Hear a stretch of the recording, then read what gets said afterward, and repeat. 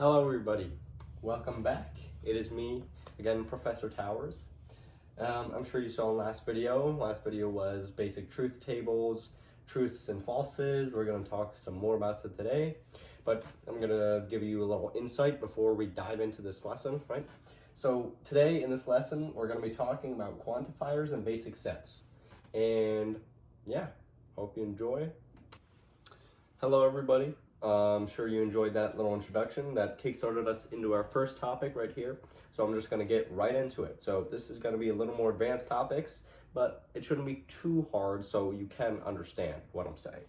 All right, so this is the first topic I'm going to be talking about. Topic 1, sets or standard sets, whatever you want to call them. This is a part of set theory, but I'm just going to include it because it's going to come up later in this video.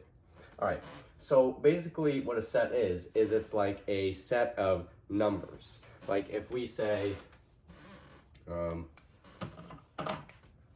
A is a set, and we can say A is a set consisting of 1, 2, and 3. This is a set. That's it, right? So these sets that I have up here, these 4 fancy looking letters, this fancy N, Z, Q, and R, these are very common sets that mathematicians use to prove in proofing. But basically what it is we can say a variable or an element, or the elements are the things inside of the sets, but a variable is an element of one of these sets. Like it exists in one of these universes of these sets, right? All right, so let's look at this first little fancy N. This little fancy N stands for the set of all natural numbers, right? So we're going to write that here, natural numbers. And natural numbers, all they are, they're like counting numbers, like 1, 2, 3, 4, 5. Those are counting numbers, right? And they have to be strictly whole and strictly positive. So 0 is not included. And you can actually write this as very simple.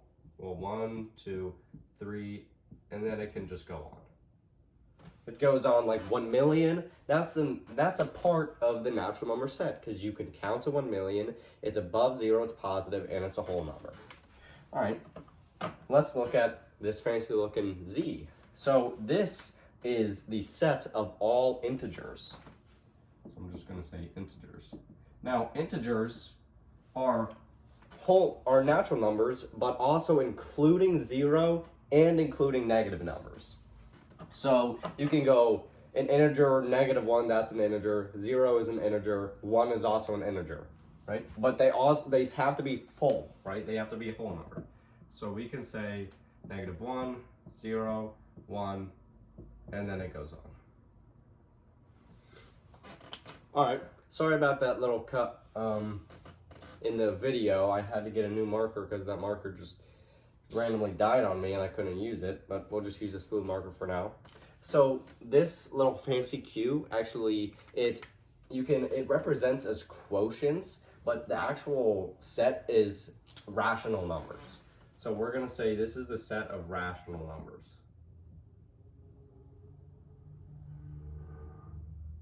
And basically, what the set of rational numbers is, it's just any number that can be written as a ratio. So we'll use black. So 3/4 is a ratio. 5 is also a ratio because it can be written as 5/1, right? And I could say 7/10 is a ratio. Right? Because those can be written as fractions, ratios, and you can get a quotient from that, right? All right, let's look at this fancy looking R. So this is a very wide, continuous set, and this is the set of all real numbers, or we'll just say real numbers. So a lot of the times you may or may not see this used because this is a very, very wide set. Like it includes all of these sets and numbers that are like crazy, like pi, and square root numbers that are like a bunch of crazy decimal places, but they're a real number, right?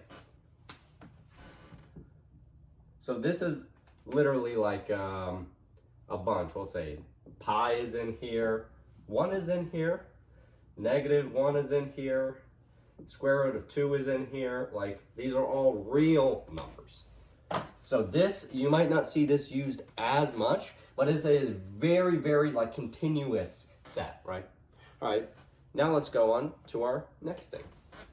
All right, so as you can see, we have topic 2, elements. And I'm not saying elements like the periodic table, like hydrogen, no. That is an element, that's not the element we're looking for. So basically what an element is I might have said it or I might have not, I'm not quite sure, I don't remember. But basically an element is the number or whatever the thing is inside of a set. So if we say set A is 1, 2, 3, 1, 2, and 3, they're all elements of that set. And this introduces a new type of symbol, this, a curved looking E. So literally what this is saying is whatever comes before it, it says that whatever comes before it is an element of, and normally it would be a set after. So if we look at something like this, 1 is the element of set A. And that makes sense, right? Because we see 1 in set A, it's an element. So this is just saying 1 is an element of set A. Now, what if we look something like this? What if we say X is an element of set B? Well, we don't know set B. We don't know what X is. But this is literally just saying the variable of X, whatever X is an element of set B. We don't know what's in set B, but whatever set B is, X is an element inside of it, right?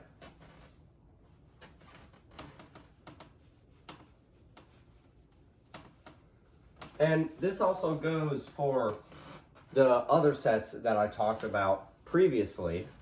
We can say some type of number like 2 is an element of all natural numbers. This is the set of all natural numbers, if you remember. And pi is an element of the set of all real numbers. And that's true, right? So this is just kind of a symbol you're going to see a lot. It's just saying something is an element of something else, right? All right, well, I can actually just change this topic right here. Maybe we say /3 and then slash a quantifier. All right, so basically what a quantifier is just something we're going to use for our specific situation of proof, right? So we have an X is an element of the set of all integers. So this is what it's saying. X is the element of the set of all integers. But this is only for X. This is only for one X. What if we want for all values of X, right? Well, the symbol we would use is this upside down A. This is called the universal quantifier. And basically what it's saying, for all values, variables of X, it is an element of the set of all integers.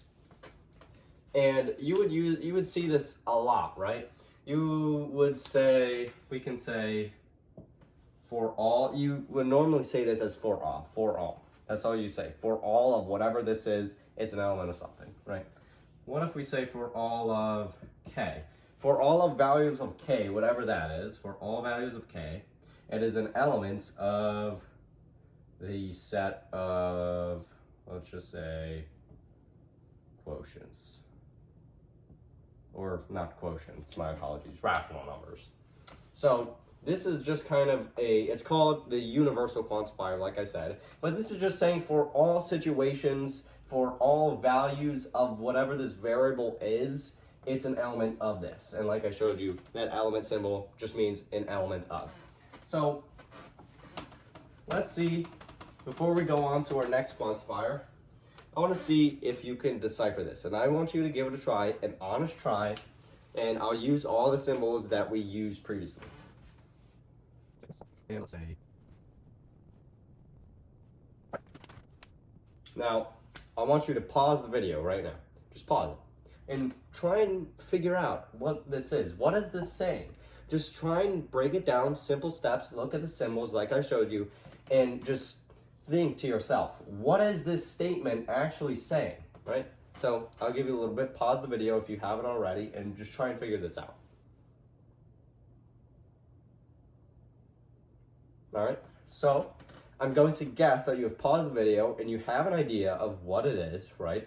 Even if you haven't and maybe you're a little confused, I'm gonna walk you through this, right? All right, so let's see.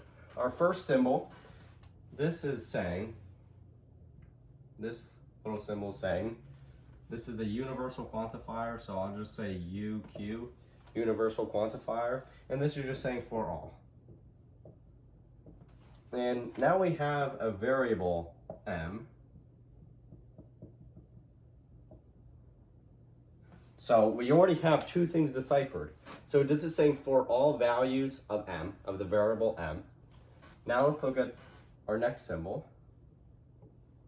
This is an element of. So now we have three symbols. I hope you were able to get up at least the three symbols. So for all values of the variable m, it is an element of, and if you remember from my other topic, this is the set of all real numbers. So that's it.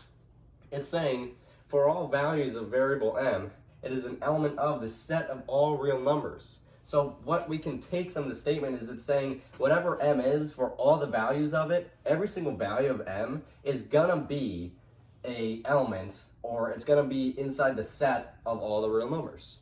Right?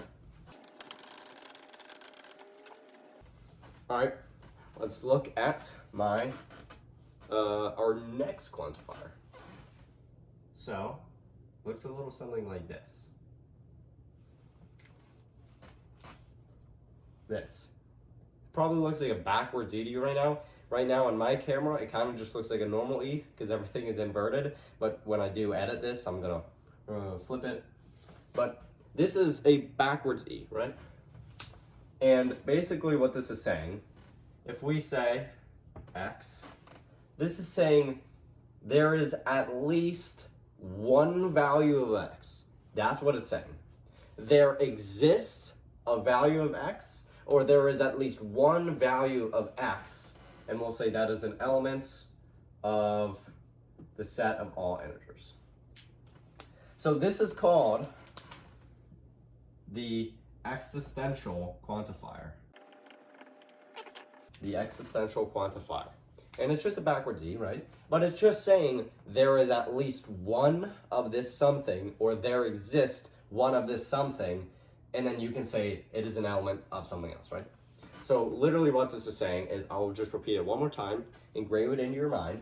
So there exists at least one value of X, or there exists one value of X that is an element of the set of all integers. So this is a simple statement. We're gonna say there exists one value of X that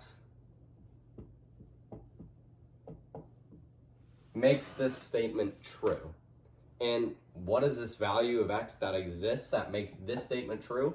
Well, yeah, 2. If you have 2 as X, well, 2 plus 3 then equals 5. And this is literally just saying, well, there exists a specific value, because what if X was, what if you just say just X? Then it could be anything. It could be 3, right? And 3 plus 3 equals 5. That's not true. That's 6. Or it can be 4, or a million, or a quadrillion. We don't want that. We want the specific value of X. So we're saying there exists some value of X. Somewhere out there in the universe of numbers, there exists a value of X that makes this statement true. And that only value that it could be is 2. All right, so I'll give you one more example that I want you to try on your own. So let's say,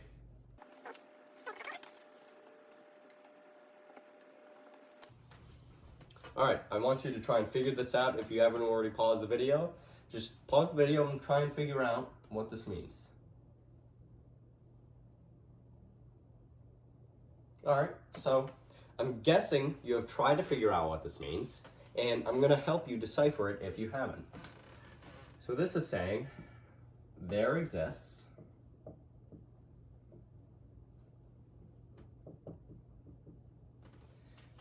and this is our variable y, so we'll just say a variable y. So there exists some value of y, of the variable y, and our statement here is saying whatever y is, y equals 3 plus 10. And we know 3 plus 10 is 13, right? So it's saying that there exists a variable y that makes the statement true, and the variable of y that exists to make the statement true is 13. Because if you were to say this, if you were to just say y, I'll erase this as well. If you were to just say y, then you're kind of not being specific enough. You're not being distinct. You're just saying y. We don't know what y is, right? It could be a bunch of different values of y. So we have to specifically say that there exists at least one, or one, not at least, one value of y that completes the statement, and it makes it true. I'm gonna give 2 practice now with both quantifiers as we're coming to the end of this video, and I just want you to try and figure this out. Sorry for that, I was thinking a little bit for some of these, but let's try and just try them. Maybe put them down in the comments, see what they are. Actually, yeah, I'm not gonna tell you the answer to these. I want you to put them down into the comments. And maybe next video I'll come back and explain them, or maybe I'll see in the comments that you guys really understand this. And we'll move on to our next. And our next video is most likely going to be about set theory, and I'll show you that. And it's a little more complicated, more abstract, right? But just try and figure these out. Pause the video right now. And yeah, comment down below what you think these are. And I'll see you guys next time.